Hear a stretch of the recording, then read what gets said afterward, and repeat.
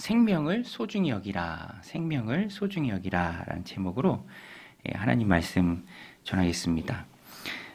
출애굽기 21장부터 이렇게 나오는 말씀은 율법의 구체적인 부분입니다. 그런데 시민법이라고 하는데 율법의 구체적인 이 시민법이 이제 그 땅에 들어가서 이렇게 살아라 라는 그런 말씀인데, 지금 우리가 가지고 있는 그런 생각들로 볼 때 다 받기는 어렵죠. 오늘 말씀에도 보면 죽음으로 다스려라 막 그런 말씀이 많이 나오는데, 중요한 것은 이런 율법을 주신 원리입니다. 원리. 왜 이렇게 해라 라고 말씀하셨는가.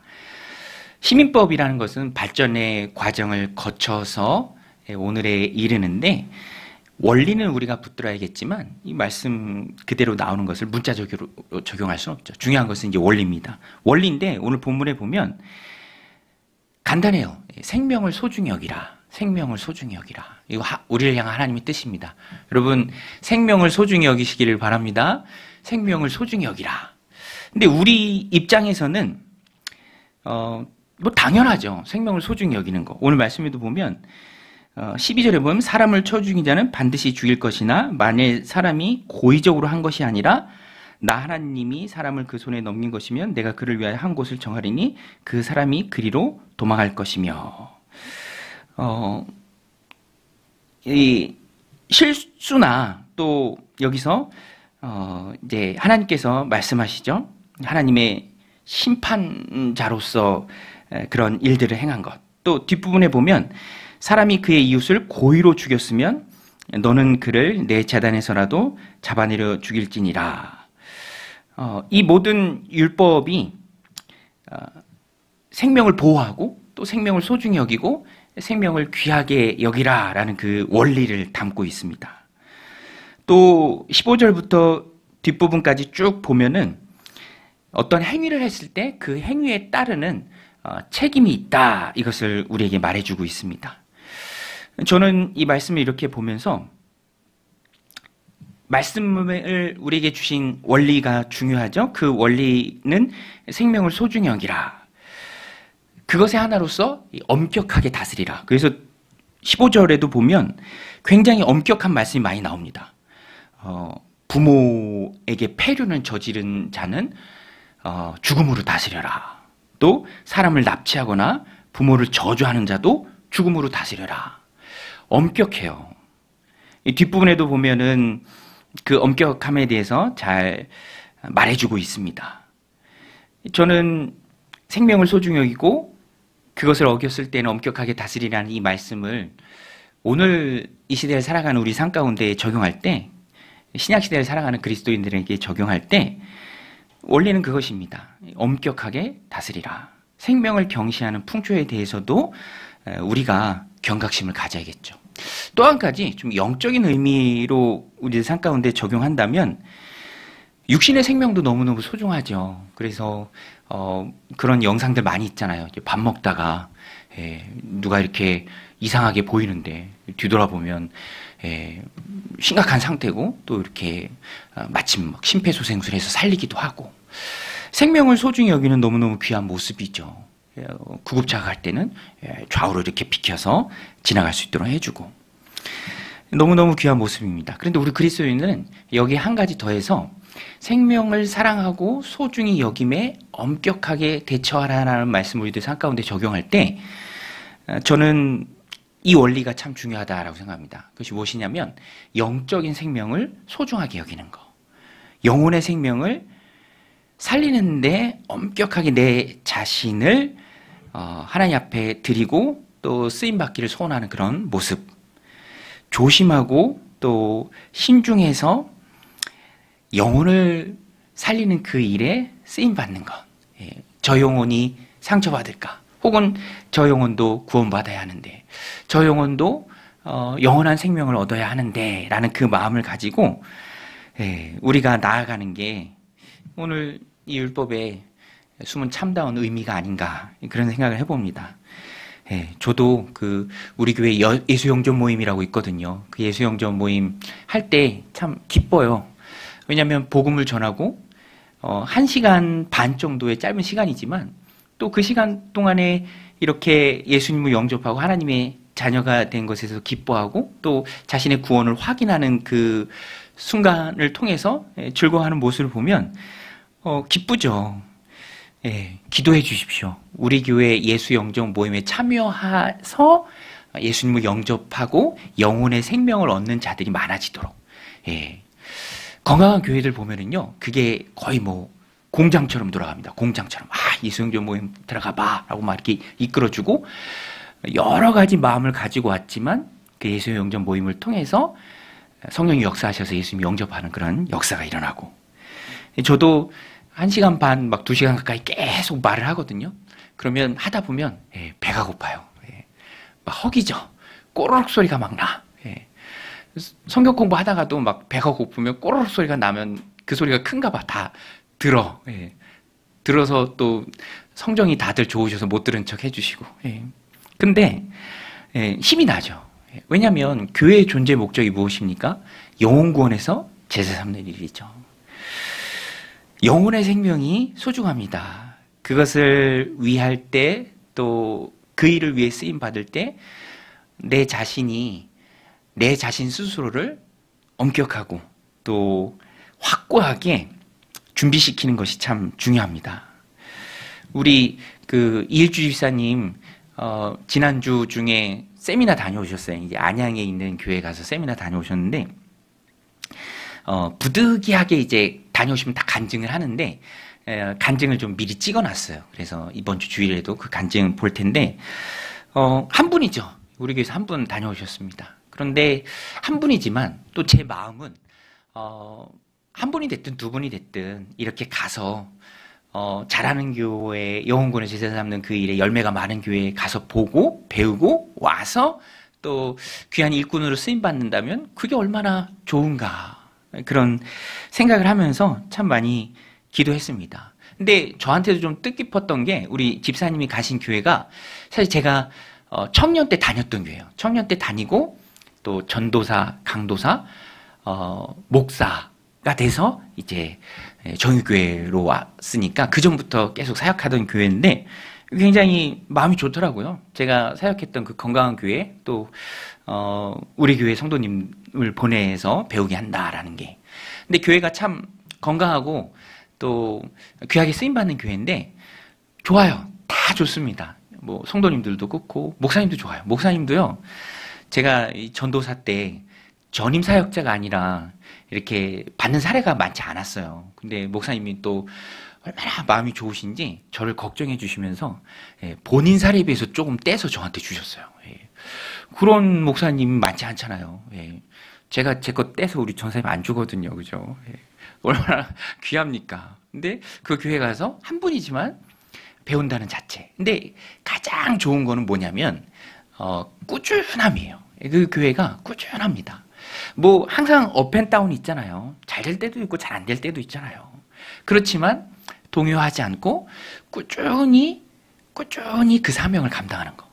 그래서 제가 거기 교회에 떠나온 지가 꽤 됐는데 뭐 2003년도에 제가 다녔으니까 그때부터 헌신했던 분들이 지금도 헌신하고 계세요. 2003년도부터는 벌써 몇 년입니까? 20년도 더 됐잖아요. 확고하게 또 단호하게 또 엄격하게 생명을 소중히 여기는 그 일에 임하는 그 모습을 하나님 기뻐하십니다. 오늘 우리도 그 마음을 가지고 나가야 해요.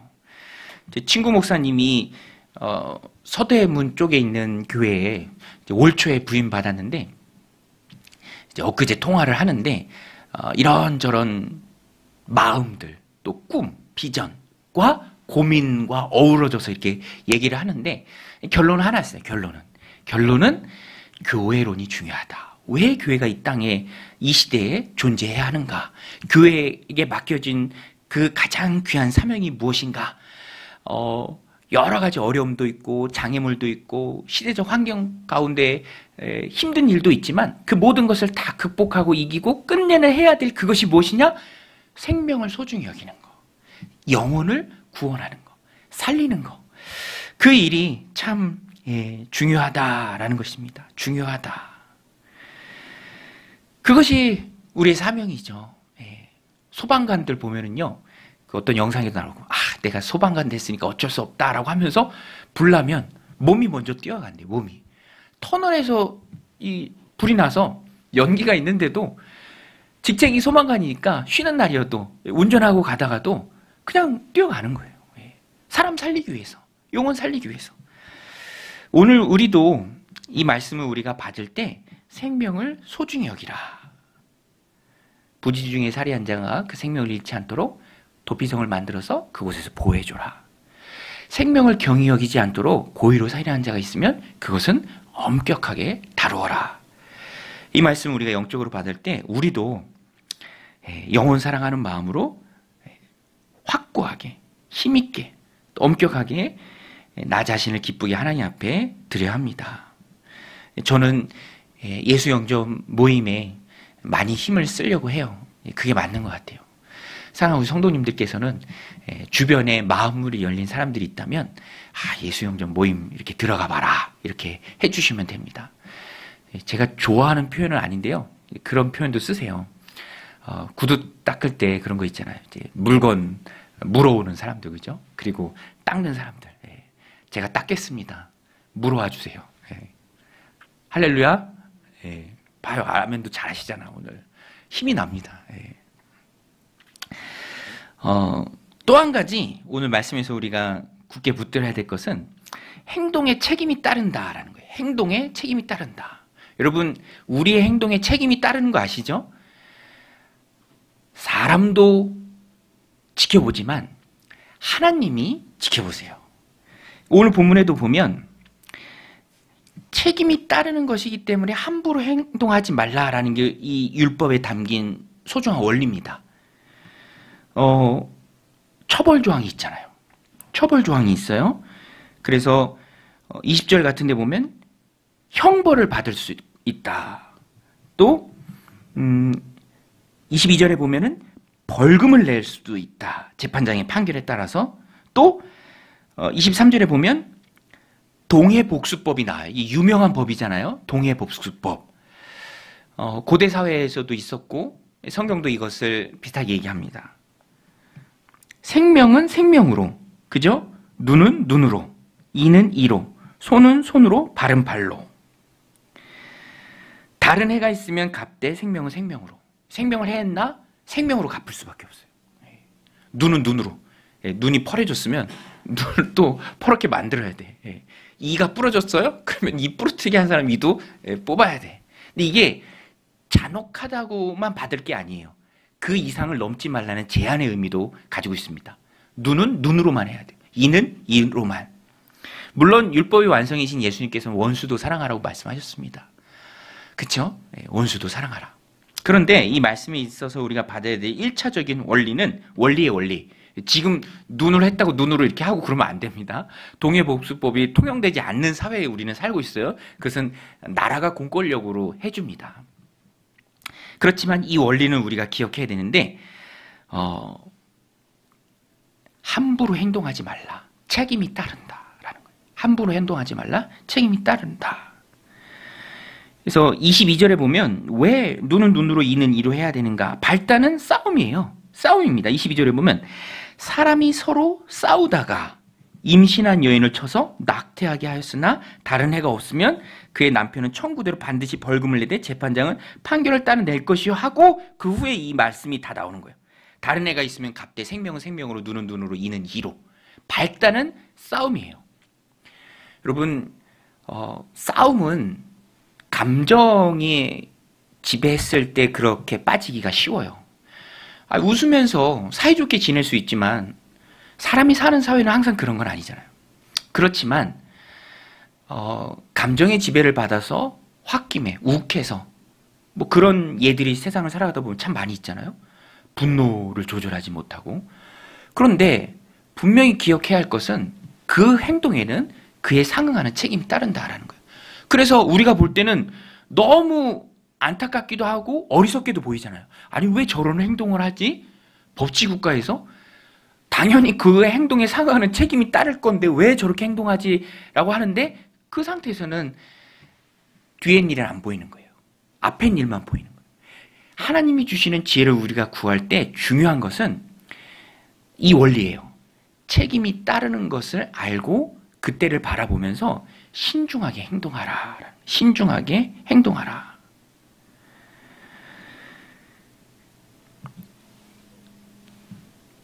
그게 중요합니다. 예. 오늘 이제 선거날인데 우리가 또 나라를 위해서 이제 기도해야 할 터인데, 근데 공식 선거 운동 기간이 13일인 건 딱 좋은 것 같아요. 예, 항상 이제 어떻게든 이기려고 하다 보니까 이제 비난하는 말들이 참 많이 있어서 그 중에 우리의 마음이 많이 상하기도 하는 것 같아요. 이제 그런 것들을 또 씻어내는 일들이 필요하죠. 감정의 지배를 받으면 안 되기 때문에. 책임이 따르는 일이기 때문에 우리는 하나님 주신 삶을 살아갈 때 신중하게 살아가는 지혜를 구해야 합니다. 이제 어젠가 이렇게 기사를 보니까 어떤 고물상 하시는 분이 이제 아파트 단지에서 버린 런닝머신을 이제 고철로 가져가려고 분해해서 차로 싣는데, 분해했는데 거기서 이렇게 포장지에 잘 쌓여있는 현금을 발견했대요. 현금 5만 원짜리 5천만 원. 예. 많잖아요, 그죠? 예. 근데 그 치매를 앓으시는 어떤 어르신이 이제 인출해서 그거를 이제 거기다 이제 숨겨놓은 거예요. 예. 자식들한테도 얘기했는데 자식들은 못 찾고 그냥 버린 거예요. 근데 이분이 이제 잘 분해하다 보이니까 보인 거죠. 그런데 뭐 유혹이 생길 수도 있잖아요, 그렇죠? 5만 원권이 많으니까 5천만 원이니까. 그런데 그분이 당장에 경찰에 신고하고, 예, 경찰관이 와서 또 그걸 처리하고, 또 10분의 1 금액은 사례비로 이렇게 준다고 하더라고요. 10분의 1만 해도 굉장히 많잖아요, 그렇죠? 예, 5천만 원에 10분의 1이니까 얼마야, 그죠? 많잖아. 근데 그분이 인터뷰를 하면서 그 고백을 해요. 나는 그렇게 살아왔고 그게 맞기 때문에 이렇게 한 것이다. 그리고 그 다음 말이 제 마음에 참 많이 와닿더라고요. 그게 마음 편하고 훨씬 좋다. 예, 그게 마음 편하고 훨씬 좋다. 여러분, 마음이 편한 게 최고의 복인 줄로 믿습니다. 예, 마음이 편한 게 최고의 복이죠. 그거를 이렇게 갖고 갔다가 들킬까봐 그러면 안 되잖아요. 그건 잘못된 거잖아요. 노심초사하는 그 마음이 얼마나 안 좋습니까? 그분은 굉장히 지혜로운 분이죠. 끝을 본 거죠. 책임이 따라요. 따르는 그 책임의 처벌 조항을 알고 지혜롭게 행동한 거예요. 예, 10분의 1도 받고 마음도 평화하고, 예, 표창장도 받았다고 그래요. 예, 좋은 시민이라고 하면서 얼마나 좋아요. 여러분, 우리도 하나님 주신 인생을 살아갈 때 마음이 편해야 돼요. 그 오늘 새벽 신명기의 말씀도 딱 그 내용이에요. 곡식 떠는 소의 입에 망을 대지 말라. 열심히 일하는 소니까 먹을 만한 자격이 있다. 그거를 조금이라도 더 움켜쥐려고 그 소의 입에 망을 씌우면 소한테도 못할 짓이고 학대고, 그걸 그렇게 하는 너의 마음도 점점점 굳어가는 거다. 왜 그렇게 하느냐? 여유가 있어야 되고 풍성함이 있어야고 좋은 마음으로 대해야지. 말 못하는 짐승이라도. 그렇게 악착같이 짐승한테도 하는 사람이 사람한테는 어떻게 하겠습니까? 또 그 뒷부분에 보면 나와요. 네 주머니에 2개의 추를 가지고 있지 말라. 이 2개의 추를 그때그때 막 꺼내서 이익을 많이 취하는 거죠. 되도 2개의 돼. 큰 거 하나, 작은 거 하나. 그때그때 막 작은 거 썼다, 큰 거 썼다. 예, 그렇게 하지 말라. 그거를 주머니에 넣고 다니고 생활하면서 점점점 악해질 너의 마음, 평안이 없어지고 마음이 평안이 없어질 그 길을 왜 가느냐라는 신명의 말씀이죠. 오늘 말씀도 똑같습니다. 끝을 보고 따르는 책임을 생각하고 길이 아니면 가지를 말라. 우리가 이 말씀 속에서 받아야 할, 발견해내야 할 귀한 원리입니다. 여러분, 몸은 좀 피곤해도, 얻는 건 좀 줄어들어도 마음이 평안한 게 하나님 주시는 가장 큰 복인 줄로 믿습니다. 우리는 그 지혜가 있어야 돼요. 그래서 저도요, 이제 누구와 대화할 때 항상 이 대화를 하면서 얻어질 게 무엇인가, 이 말을 함부로 하면서 놓칠 게 있다라고 하면은 그런 것들을 조심하는, 늘 그것을 의식하면서 살려고 해요. 저도 제 아내한테 내가 이렇게 얘기하면 이게 돌아오겠지? 그러면 차라리 안 하는 게 낫겠다. 본전도 못 찾겠다. 이런 생각들을 늘 해요. 자녀들한테도 그렇고 성도님들을 대할 때도 그렇고.